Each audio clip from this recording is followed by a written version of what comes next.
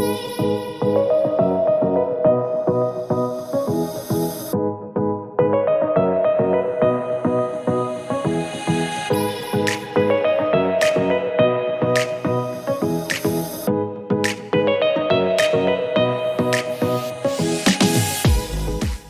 aloha folks, and welcome to the Klipper Golf Course. Here with my good friend, the coach. Coach, how's it going?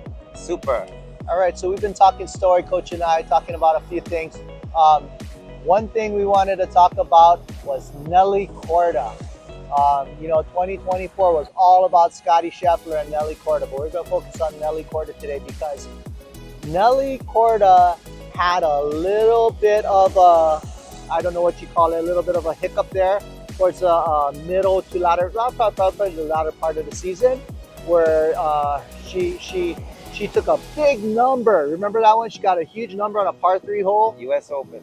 and then from there, she kind of spiraled a little bit downward. But isn't it great that all within a short period of time, she is back. She's back in the winner's circle. And so I wanted to talk about that, Coach. What is your take on that? Okay, so you've asked me to kind of look into her, and I spent a little time this week, but I've always watched her. So again, we're going to go right to the putting. The year before, she was back to her regular grip putting. This year, she went crosshand again. So number one, the putting does make the player better, especially if they know their strengths and their weaknesses. So she went back to crosshand, left hand low. The other thing is, she has the best golf swing on the women's tour. And that's not me saying that, that's everybody in the industry. Okay, pause. Yeah. What is it about her golf swing that sets her apart? If you have to pick one thing, what is it? Yeah, so one thing would be the tempo of it. And the second thing would be that she can shape her shots. She can shape her shots. She can move the ball right to left. She can hit it straight. She can hit it left to right when she needs to. She's a shaper of golf shots, and that's what makes a golf swing amazing. When you can actually move the ball any given time, shot making creates the best golf swings. Golf swings that are the best create shots. So not just one straight shot. And again, I've heard the commentators speak of her. They've all played on the tour with her or before her. So you start with that. Then you go back to the family. Who's the father? He's a professional athlete. She grew up in a house that was disciplined. Tennis player, right? Yeah. And the brother is a professional tennis player at a high level right now. Crazy. And her sister played before she did on tour. So she's got all the little mental tidbits to look at, hear, and experience by family members given to her on a silver platter. And a little bit of genetics, I'm sure, right? I'm sure some of that runs in the family, the traits that a great athlete possesses, right? Mental and physical. Yeah, mental and physical. So you know this game, with my generation used to say it's 99% mental, 1% physical. Today it's 100 of each. It's 200% sport. The advantage is in the mind. When you can step away and visualize a shot and know that you have that shot available to you and do it under pressure is unique.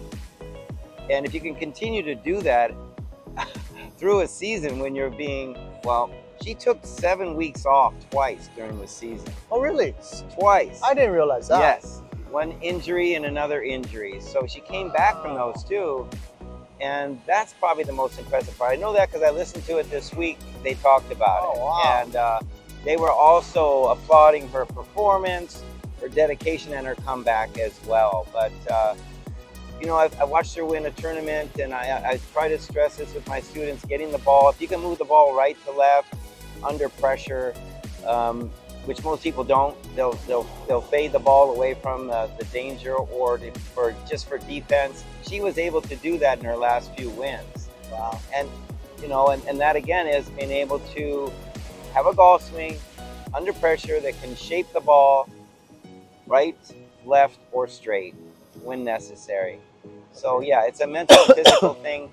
She's I can't pick out one part of her swing that I like the best in positions, but it's the position of rhythm. Okay. Which is, a position that's hard to get and keep. No, I like that. Daily, yeah. I like that. A long time ago, Lee Trevino, had a training aid out on the market, or someone was using his endorsement, but it was basically a metronome. Yeah. Click, click, click. And the funny thing is, our Jason, your student, Yep. was struggling. I said, what's wrong? He said, I don't know. Da, da, da. I have these thoughts. I said, sounds like you got a lot of cuts in here. He said, I know. I said, why don't you try this? And I told him about the that thing. And so I said, you can download a metronome app, you know, on your phone. And so he did that. He goes, oh my God, it works. Yeah, in fact, he shot his lowest score in our tournament over the weekend, and yeah, he. I take full credit for that. Yes, you should. He should give it to you as well. It's now on film. I don't want the trophy. I want the money. Yeah, well, there wasn't any money involved. It's just pride. Okay, it's more valuable. But anyway, back to Nelly. Okay, so the comeback. Yeah. What do you got to say about that? What enabled her to make this great comeback, get back in the winner's circle after struggling? Okay, so again, you have the support, you have the confidence, you have the history, you have the momentum, and you have everybody in the world watching it. I mean, what bigger stage would you want to be on? No bigger stage. And if you can, that stage is so high. Yeah. That you don't get there very often. No. I think maybe encouragement from family members, like, step into that. This is what everybody dreams of. Yeah. You have it. Here's your moment. Take it. And that's the reality of that. It may not happen again. Yeah. For anyone that we know or we see again like this. So again, it's the momentum. It's also the surroundings, it's the encouragement, and the stage. Okay, can I throw something on top of that? So a long time ago, again, because I'm getting older these days, but I remember reading in a paperback book back in the day when we used to go to school. Remember they used to have the book orders? Yes. You fill out what books you want. Yes. So I was a football fan, so I got the football book, and in there they talked about Johnny Unitas.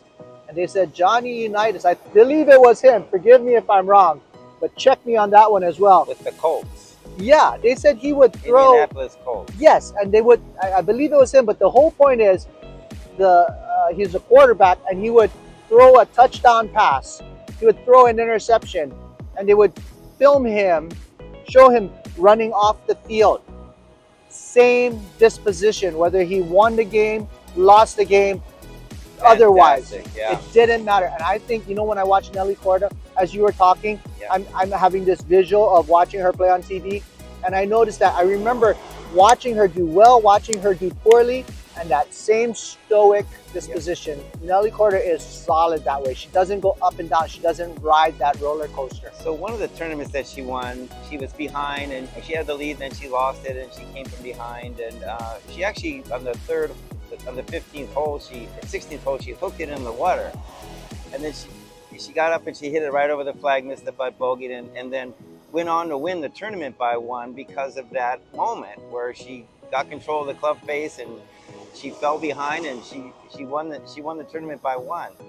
And it didn't look like she was fazed by the ball that went in the water. She dropped, hit the next shot right over the water, over the flag, and then continued to win the tournament by one, being behind at that point as well. So yeah, to your point, no change in the demeanor, just kept going. Like we try to use the phrase goldfish. You just get over it. They're the happiest things on the planet. It's not what if, it's what now. I try to teach my students that, and I catch myself every now and then getting a little frustrated. And again, I have to remind myself, hey, it's what now, not what if. Yeah, so, no, I like that. What a great season for golf all the way around. If you're a golf fan or you're a golf player, you saw it, and hopefully this year brings the same. Starting here in the Sony Open, and Kevin had a great tournament earlier this year. His amateur tournament out here. Hopefully he's going to bring pros soon. I hope to. Yeah, they can all play together. That would be great. Yeah. So anyway, I'm gonna leave it with this. We'll sign off with this one. When I was a high schooler, my friend's dad was sitting down in the front yard with us, and we're hanging out.